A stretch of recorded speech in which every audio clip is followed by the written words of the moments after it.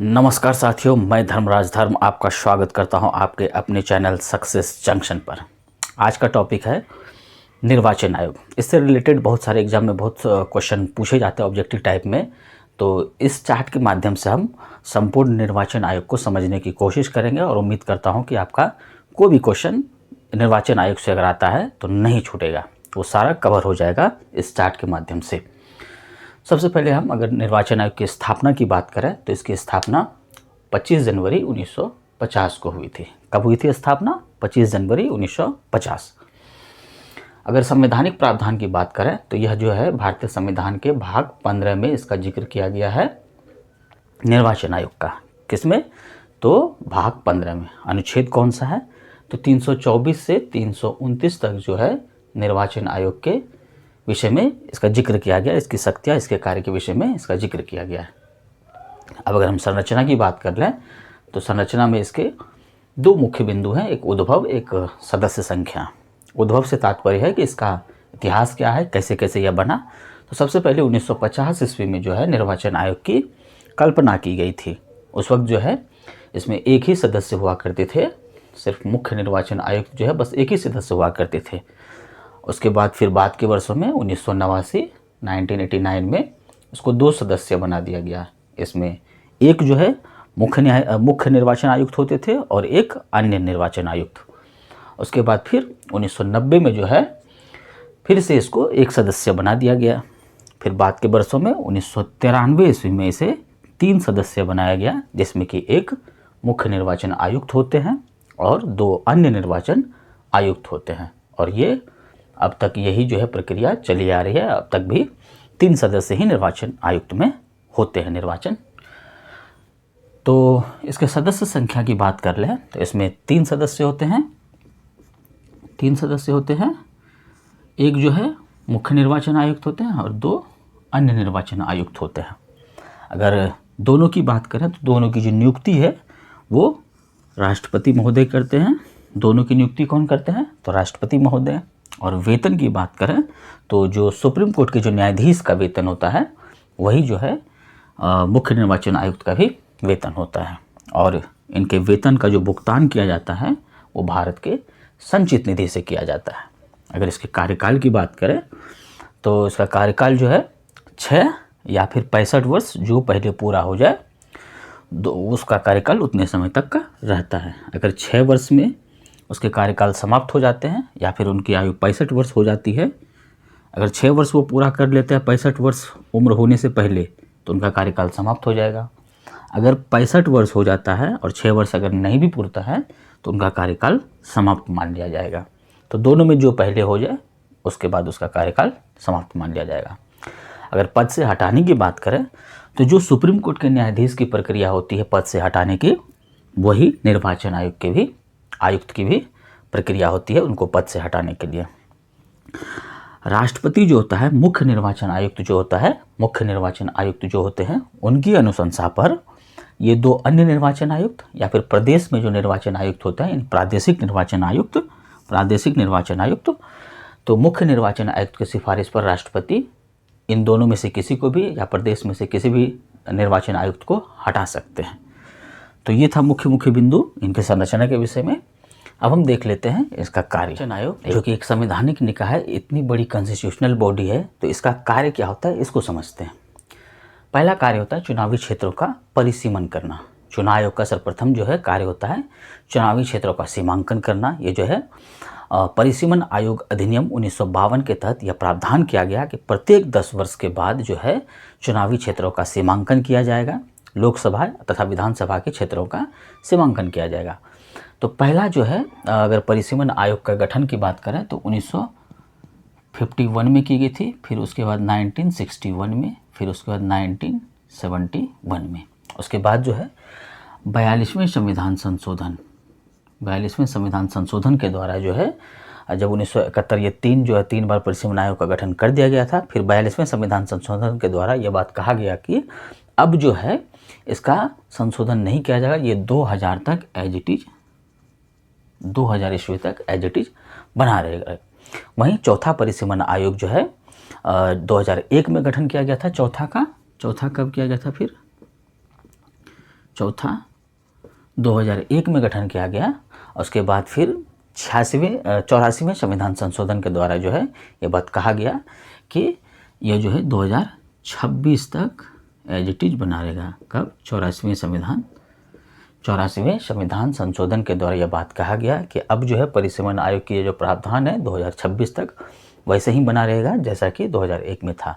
लेकिन बाद के वर्षों में 87वें संविधान संशोधन के द्वारा बात किया गया। कब? तो 87वें संविधान संशोधन के द्वारा यह बात कहा गया कि 2001 के जनगणना का ही आंकड़ा लेकर निर्वाचन आयोग चलेगा। तो ये बात था चुनावी क्षेत्रों का परिसीमन।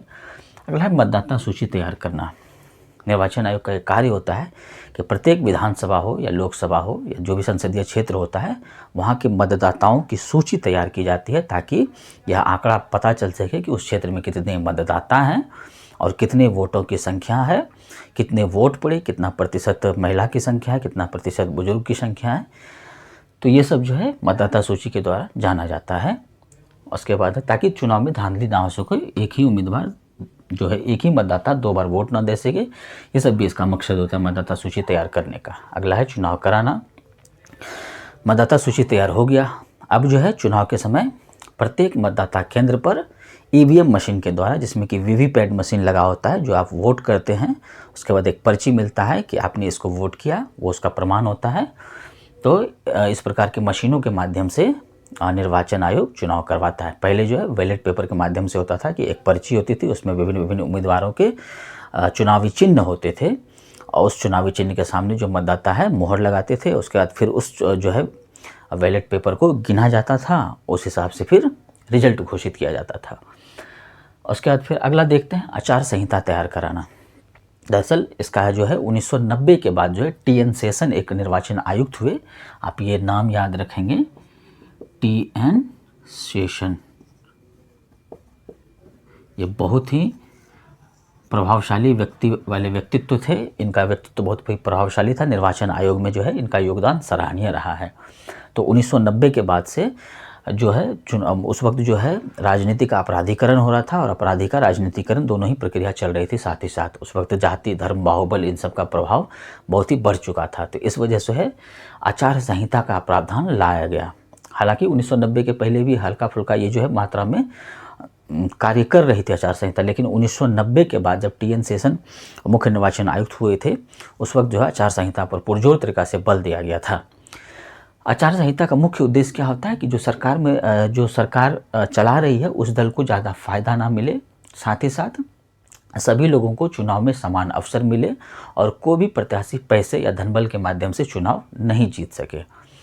तो ये सब मुख्य बिंदु होता है। आचार संहिता जब लग जाता है तो उसके बाद जिस दिन आचार संहिता लग गया उसके बाद से ना तो चुनावी प्रचार किया जा सकता है, ना ही सरकारी योजनाओं के विषय में कोई भी कोई प्रॉमिस नहीं किया जा सकता है। साथ ही साथ जो कोई नियम, कोई कानून या ये सब जो है लागू नहीं होता है। आचार संहिता का अगर उल्लंघन हो जाए तो उस विषय में जो है निर्वाचन आयोग किसी भी प्रत्याशी को दंडित नहीं कर सकती है। उसके लिए उच्च न्यायालय में जाना होता है या सर्वोच्च न्यायालय में जाना होता है। तो ये था कुछ आचार संहिता से महत्वपूर्ण तथ्य। अगला है राजनीतिक दलों को चुनाव चिन्ह प्रदान करना। निर्वाचन आयोग का यह कार्य होता है जो भी राष्ट्रीय या क्षेत्रीय या राज्य स्तरीय दल हो उसको एक चिन्ह प्रदान करना चुनाव के लिए, ताकि उस चिन्ह के माध्यम से लोग पहचान सके कि ये इस दल का नेता है। क्योंकि चुनाव में अगर हर एक व्यक्ति का फोटो लगाया जाए तो वो पॉसिबल नहीं होता है। इस वजह से एक दल को चिन्ह प्रदान किया जाता है, एक प्रतीक प्रदान किया जाता है। इस प्रतीक के माध्यम से लोगों में संदेश पहुँचाया जाता है कि इस प्रतीक के अमुक अमुक व्यक्ति जो है इस प्रतीक वाले दल के उम्मीदवार हैं, आप इसको वोट दें। जैसे कि अगर बीजेपी है तो उसका हम देखते हैं कि कमल जो है उसका प्रतीक चिन्ह है। उसी प्रकार कांग्रेस जो है उसका पंजा है, चुनावी चिन्ह है पंजा। उसी प्रकार बसपा की बात करें तो हाथी है।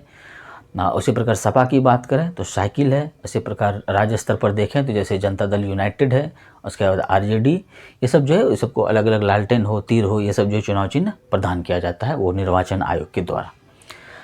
अब देखते हैं कि राष्ट्रीय दल और राजनीतिक दल इसका गठन कैसे होता है, इसके लिए क्या प्रोसेस होता है। पहला है यदि कोई दल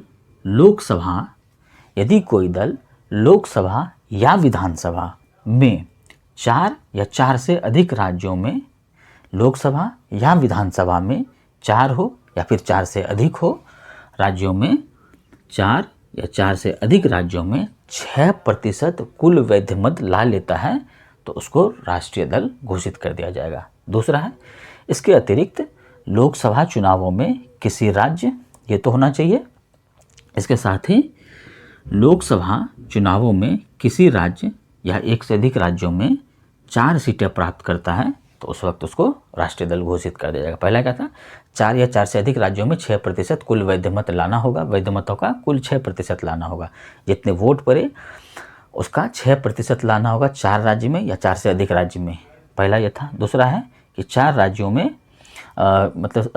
लोकसभा चुनावों में किसी राज्य, मतलब कोई एक राज्य हो या एक से अधिक राज्यों में 4 सीटें प्राप्त करना हो, यानी लोकसभा का उम्मीदवार जो है 4 उम्मीदवार जीत के आने चाहिए। एक ही राज्य से हो जाए 4 उम्मीदवार तो भी होगा, या एक राज्य या एक राज्य से एक, इस पर एक से अधिक राज्य से अगर 4 उम्मीदवार आता है तो भी राष्ट्रीय दल घोषित किया जाएगा।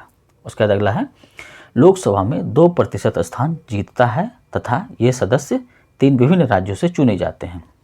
अगर वह लोकसभा में कुल स्थान जितना है, जैसे 545 है, तो उसका 2% अगर जीत लेता है, वो 3 विभिन्न राज्य से होना चाहिए, एक ही राज्य से 2% नहीं, 3 अलग अलग राज्य से अगर लोकसभा के 2% मत को प्राप्त कर लेता है तो भी वह दल राष्ट्रीय दल घोषित हो जाएगा। अगला है, यदि कोई दल कम से कम 4 राज्यों में राज्य स्तरीय दल के रूप में मान्यता प्राप्त करता है तो वह राष्ट्रीय दल के लिए मान्यता प्राप्त कर सकता है।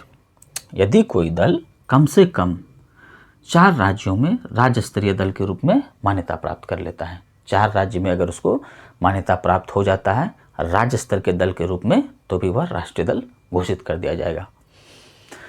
उसी प्रकार अगला है, जैसे कि आम आदमी पार्टी है, उसी प्रकार है राज्य स्तरीय दल का गठन कैसे होता है, तो विधानसभा और उस राज्य से लोकसभा के चुनाव में कुल मतों का 6% प्राप्त करता है, साथ ही लोकसभा में 1 सीट प्राप्त करता है तो उसको राज्य स्तरीय दल घोषित कर दिया जाएगा।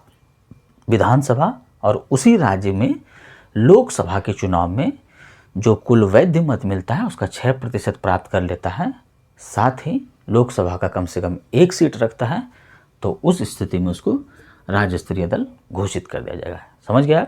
विधानसभा उसी राज्य में लोकसभा के मतदान जब होता है तो उस वक्त 6% मत लाना है कुल वैध मत का, साथ ही 1 सीट जो है लोकसभा को उसको जीतना होगा।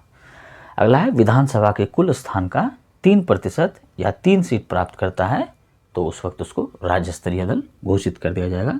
विधानसभा के कुल स्थान का 3% या 3 सीट प्राप्त करता है तो उस वक्त उसको राज्य स्तरीय दल घोषित कर दिया जाएगा। जैसे कि बिहार में है आरजेडी, जेडीयू, आरजेडी, उसके बाद फिर है हम, ये सब दल जो है अभी हाल फिलहाल में चर्चा में चल रहा है जनसुराज, तो ये सब जो है वो हालांकि अभी राज्य स्तरीय दल घोषित नहीं हुआ, ना ही उसको कोई चुनाव चिन्ह मिला है, लेकिन चुनाव आते तो उनको भी चुनाव चिन्ह मिल जाएगा। तो ये जो है ये मुख्यतः राज्य स्तरीय दल है। और इसमें अगर बात कर लें तो इसमें जो है कांग्रेस, बीजेपी, उसके बाद बसपा, सपा, तृणमूल कांग्रेस, ये सब जो है राष्ट्रीय दल होता है, राष्ट्रीय दल है। अगला हम अगर अंतिम बात करें इस वीडियो के लास्ट टॉपिक की, तो चुनाव सुधार से रिलेटेड कुछ समिति का गठन किया गया था। हालांकि एग्ज़ाम में जो है मुख्यतः समिति का नाम दे दिया जाएगा और पूछा जाएगा कि यह किस सुधार से रिलेटेड है, तो उस वक्त आपको ये 3 मुख्य समिति का नाम याद रखना है कि पहला है तारकुंडे समिति, ये चुनाव निर्वाचन आयोग के सुधार से संबंधित था। उसके बाद है इंद्रजीत गुप्ता समिति और अगला है दिनेश गोस्वामी समिति। प्रायः ये जो 2 जो है मुख्य समिति, इसका जो है नाम आपको याद रखना ही रखना है। ये प्रायः एग्जाम में पूछ लिया जाता है। तारकुंडे समिति किससे रिलेटेड है, तो निर्वाचन आयोग से। वहीं दिनेश गोस्वामी समिति, तो ये भी निर्वाचन आयोग से रिलेटेड है। तो ये था निर्वाचन आयोग से रिलेटेड कुछ महत्वपूर्ण तथ्य जो आपको याद रखने हैं। आज का वीडियो यहीं समाप्त करते हैं। उम्मीद करता हूँ आपको ये वीडियो पसंद आया होगा। अगर पसंद आया वीडियो तो इसे लाइक करें, अपने दोस्तों के साथ शेयर करें, साथ ही साथ इस चैनल को सब्सक्राइब जरूर कर लें। Okay, have a good day, take care, bye bye, जय हिंद।